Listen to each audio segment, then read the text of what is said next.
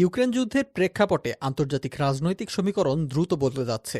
এই সংঘাতের কারণে রাশিয়া পশ্চিমা বিশ্বের কঠোর নিষেধাজ্ঞার মুখে পড়েছে, যেমন এর ফলে আবার মস্কো কৌশলগত মিত্রদেরও সন্ধান পেয়েছে।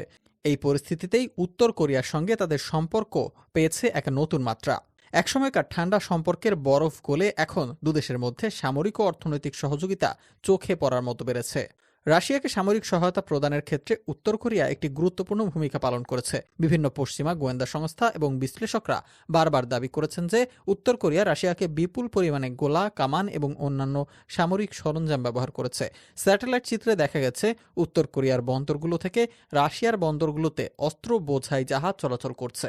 ইউক্রেনে রুশ বাহিনীর গোলাবারুদের সংকট মোকাবিলায় এই অস্ত্র সরবরাহ একটি বড় সহায়ক ভূমিকা পালন করছে।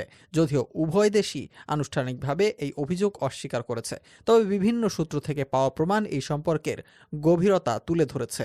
সামরিক সহযোগিতার পাশাপাশি রাশিয়া উত্তর কোরিয়াকে প্রযুক্তিগত সহায়তা দিতে পারে বলে ধারণা করা হচ্ছে। উত্তর কোরিয়ার পারমাণবিক এবং ক্ষেপণাস্ত্র কর্মসূচির জন্য রাশিয়া থেকে প্রযুক্তিগত সহায়তা পেলে পিংইয়ং তাদের সামরিক সক্ষমতা আরও বাড়াতে পারবে।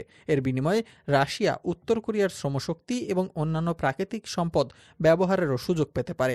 উভয় দেশই পশ্চিমাদের নিষেধাজ্ঞা মোকাবেলায় নিজেদের মধ্যে বাণিজ্য সম্পর্ক ও অর্থনৈতিক সম্পর্ক জোরদার করছে।